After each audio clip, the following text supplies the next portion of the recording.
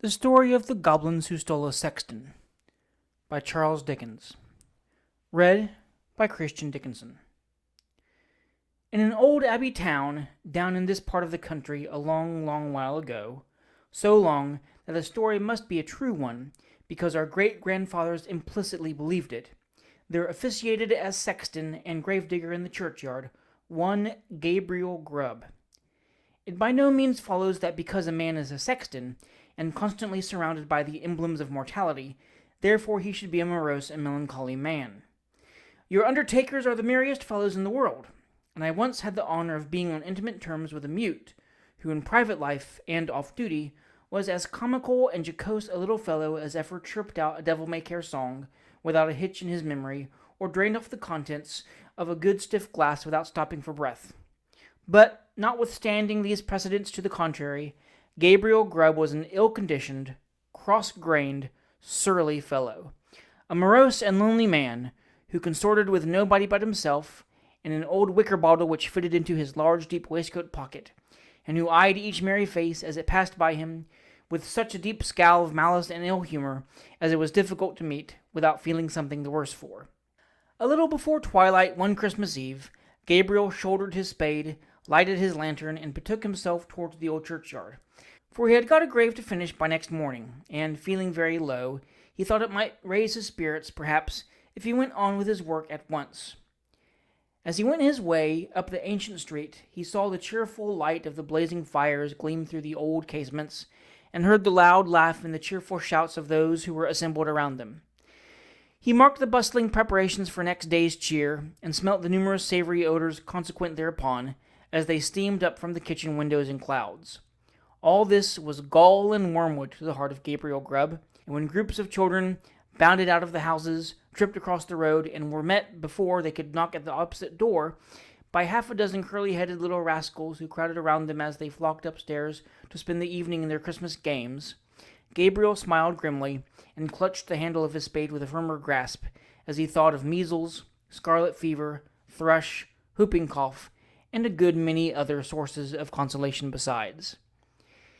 In this happy frame of mind, Gabriel strode along, returning a short, sullen growl to the good-humored greetings of such of his neighbors as now and then passed him, until he turned into the dark lane which led into the churchyard.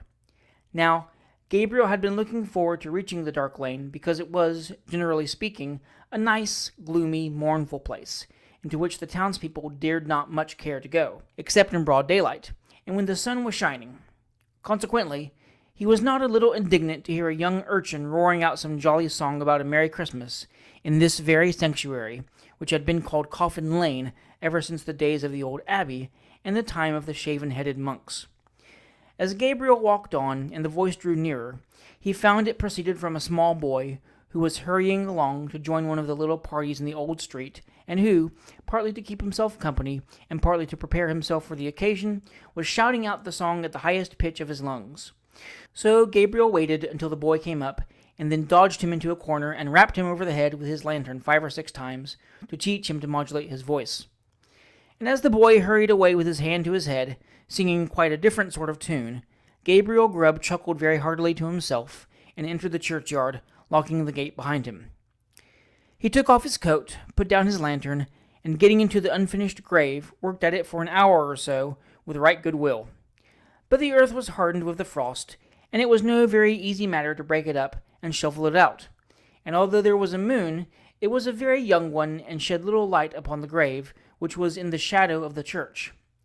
At any other time, these obstacles would have made Gabriel Grubb very moody and miserable, but he was so well pleased with having stopped the small boy's singing, that he took little heed of the scanty progress he had made, and looked down into the grave when he had finished work for the night, with grim satisfaction, murmuring as he gathered up his things, "Brave lodgings for one, brave lodgings for one, a few feet of cold earth when life is done, a stone at the head, a stone at the feet, a rich juicy meal for the worms to eat, rank grass overhead, and damp clay around, brave lodgings for one, these in holy ground."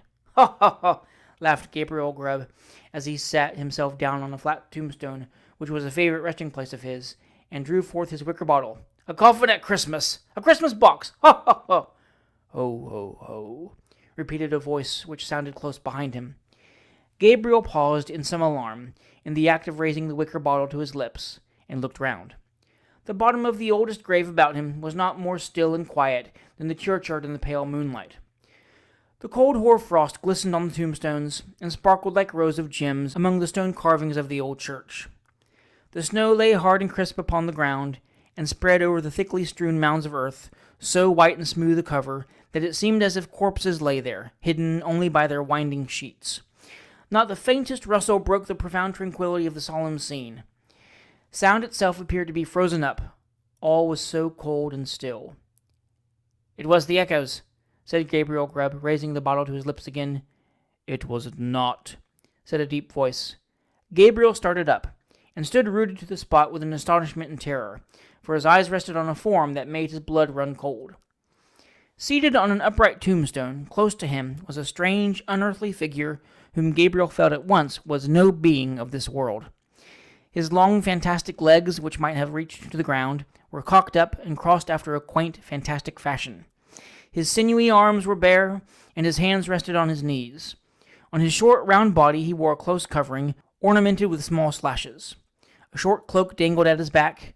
The collar was cut into curious peaks, which served the goblin in lieu of ruff or neckerchief, and his shoes curled up at his toes into long points. On his head he wore a broad-brimmed sugar-loaf hat, garnished with a single feather. The hat was covered with the white frost, and the goblin looked as if he had sat on the same tombstone, very comfortably, for 200 or 300 years. He was sitting perfectly still, his tongue was put out, as if in derision, and he was grinning at Gabriel Grubb with such a grin as only a goblin could call up. "It was not the echoes," said the goblin. Gabriel Grubb was paralyzed, and could make no reply. "What do you do here on Christmas Eve?" said the goblin sternly. "I came to dig a grave, sir," stammered Gabriel Grubb. "What man wanders among graves and churchyards on such a night as this?" cried the goblin. "Gabriel Grubb! Gabriel Grubb!" screamed a wild chorus of voices that seemed to fill the churchyard. Gabriel looked fearfully round. Nothing was to be seen. "What have you got in that bottle?" said the goblin. "Hollands, sir," replied the sexton, trembling more than ever, for he had bought it off the smugglers, and he thought that perhaps his questioner might be in the excise department of the goblins. "Who drinks Hollands alone, and in a churchyard on such a night as this?" said the goblin. "Gabriel Grubb! Gabriel Grubb!" exclaimed the wild voices again. The goblin leered maliciously at the terrified sexton, and then raising his voice, exclaimed, "And who, then, is our fair and lawful prize?" To this inquiry the invisible chorus replied, in a strain that sounded like the voices of many choristers singing to the mighty swell of the old church organ, a strain that seemed borne to the sexton's ears upon a wild wind, and to die away as it passed onward, but the burden of the reply was still the same. "Gabriel Grubb! Gabriel Grubb!" The goblin grinned a broader grin than before, as he said, "Well, Gabriel, what do you say to this?" The sexton gasped for breath. "What do you think of this, Gabriel?" said the goblin, kicking up his feet in the air on either side of the tombstone, and looking at the turned-up points with as much complacency as if he had been contemplating the most fashionable pair of Wellingtons in all Bond Street. It's very curious, sir," replied the sexton, half dead with fright. "Very curious and very pretty, but I think I'll go back and finish my work, sir, if you please." "Work?" said the goblin. "What work?" "The grave, sir. Making the grave," stammered the sexton. "Oh, the grave, eh?" said the goblin. "Who makes graves at a time when all the other men are merry, and takes the pleasure in it?" Again the mysterious voices replied, "Gabriel Grubb! Gabriel Grubb!" "I'm afraid my friends want you, Gabriel," said the goblin, thrusting his tongue further into his cheek than ever, and a most astonishing tongue it was. "I'm afraid my goblins want you, Gabriel," said the goblin. "Under favour, sir," replied the horror-stricken sexton. "I don't think they can, sir. They don't know me, sir. I don't think the gentlemen can ever seen me, sir." "Oh, yes, they have," replied the goblin. "We know the man with the sulky face and grim scowl that came down the street tonight, throwing his evil looks at the children and grasping his burying spade the tighter. We know the man who struck the boy in the envious malice of his heart, because the boy could be merry and he could not. We know him. We know him." Here the goblin gave a loud, shrill laugh, which the echoes returned 20-fold, and throwing his legs up in the air, stood upon his head, or rather upon the very point of his sugar-loaf hat, on the narrow edge of the tombstone, whence he threw a somerset with extraordinary agility right to the sexton's feet, at which he planted himself in the attitude in which tailors generally sit upon the shop-board. I'm afraid I must leave you, sir," said the sexton, making an effort to move. "Leave us?" said the goblin. "Gabriel Grubb going to leave us? Ha ha ha ha!" As the goblin laughed, the sexton observed for one instant a brilliant illumination within the windows of the church, as if the whole building were lighted up. It disappeared, the organ pealed forth a lively air, and whole troops of goblins, the very counterpart of the first one, poured into the churchyard, and began playing at leapfrog with the tombstones, never stopping for an instant to take breath, but overing the highest among them, one after the other, with the utmost marvelous dexterity. The first goblin was a most astonishing leaper, and none of the others could come near him. Even in the extremity of his terror, the sexton could not help observing that while his friends were content to leap over the common-sized gravestones, the first one took the family vaults, iron railings and all, with as much ease as if they had been so many street posts. At last the game reached to a most exciting pitch. The organ played quicker and quicker, the goblins leaped faster and faster, coiling themselves up, rolling head over heels upon the ground, and bounding over the tombstones like footballs.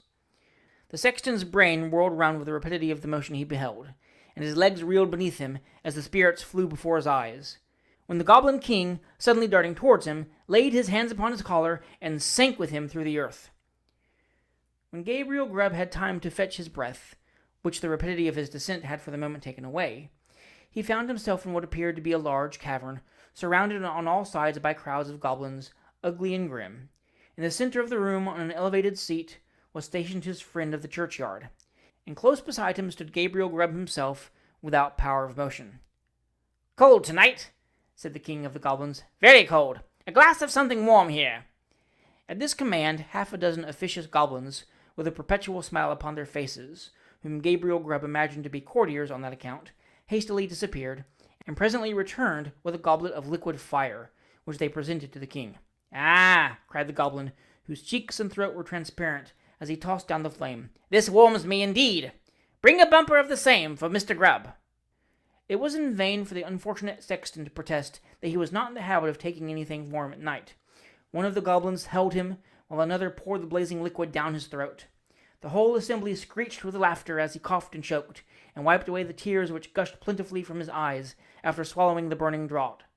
"And now," said the king, fantastically poking the taper corner of his sugar-loaf hat into the sexton's eye, and thereby occasioning him the most exquisite pain, "and now, show the man of misery and gloom a few of the pictures from our own great storehouse." As the goblin said this, a thick cloud which obscured the remoter end of the cavern rolled gradually away, and disclosed, apparently at a great distance, a small and scantily furnished, but neat and clean apartment. A crowd of little children were gathered round a bright fire, clinging to their mother's gown, and gambolling round her chair. The mother occasionally rose, and drew aside the window curtain, as if to look for some expected object. A frugal meal was ready spread upon the table, and an elbow chair was placed near the fire. A knock was heard at the door. The mother opened it, and the children crowded round her, and clapped their hands for joy as their father entered. He was wet and weary, and shook the snow from his garments, as the children crowded round him, and seizing his cloak, hat, stick, and gloves, with a busy zeal, ran with them from the room. Then, as he sat down to his meal before the fire, the children climbed about his knee, and the mother sat by his side, and all seemed happiness and comfort. But a change came upon the view, almost imperceptibly. The scene was altered to a small bedroom, where the fairest and youngest child lay dying. The roses had fled from his cheek, and the light from his eye, and even as the sexton looked upon him with an interest he had never before felt or known, he died. His young brothers and sisters crowded around his little bed, and seized his tiny hand, so cold and heavy. But they shrunk back from its touch, and looked with awe on his infant face. For calm and tranquil as it was, and sleeping in rest and peace as the beautiful child seemed to be, they saw that he was dead, and they knew that he was an angel looking down upon and blessing them from a bright and happy heaven. Again the light cloud passed across the picture, and again the subject changed. The father and mother were old and helpless now, and the number of those about them was diminished more than half.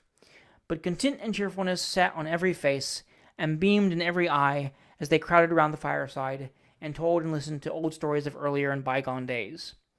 Slowly and peacefully the father sank into the grave, and, soon after, the sharer of all his cares and troubles followed him to a place of rest. The few who yet survived them knelt by their tomb and watered the green turf which covered it with their tears, then rose and turned away, sadly and mournfully, but not with bitter cries or despairing lamentations, for they knew that they should one day meet again, and once more they mixed with the busy world, and their content and cheerfulness were restored. The cloud settled upon the picture and concealed it from the sexton's view. "What do you think of that?" said the goblin, turning his large face towards Gabriel Grubb. Gabriel murmured out something about its being very pretty, and looked somewhat ashamed as the goblin bent his fiery eyes upon him.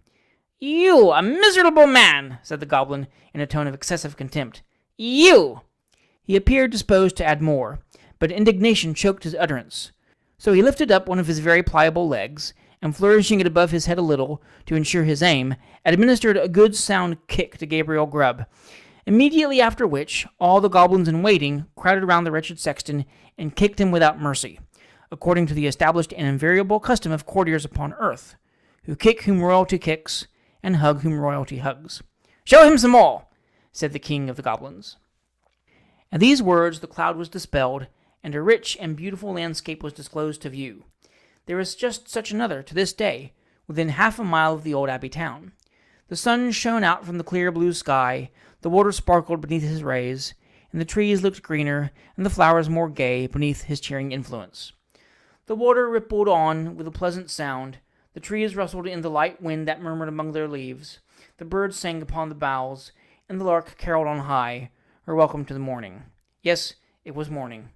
The bright, balmy morning of summer. The minutest leaf, the smallest blade of grass was instinct with life. The ant crept forth to her daily toil, the butterfly fluttered and basked in the warm rays of the sun. Myriads of insects spread their transparent wings and reveled in their brief but happy existence. Man walked forth, elated with the scene, and all was brightness and splendor. "You, a miserable man," said the king of the goblins in a more contemptuous tone than before, and again the king of the goblins gave his leg a flourish, again it descended on the shoulders of the sexton, and again the attendant goblins imitated the example of their chief. Many a time the cloud went and came, and many a lesson it taught to Gabriel Grubb, who, although his shoulders smarted with pain from the frequent applications of the goblin's feet, looked on with an interest that nothing could diminish. He saw that men who worked hard, and earned their scanty bread with lives of labor, were cheerful and happy, and that to the most ignorant the sweet face of nature was a never-failing source of cheerfulness and joy.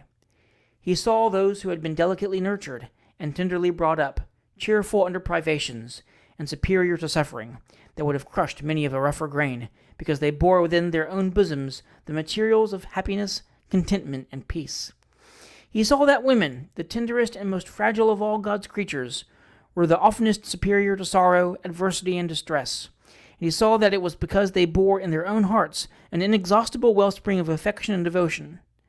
Above all, he saw that men like himself, who snarled at the mirth and cheerfulness of others, were the foulest weeds on the fair surface of the earth.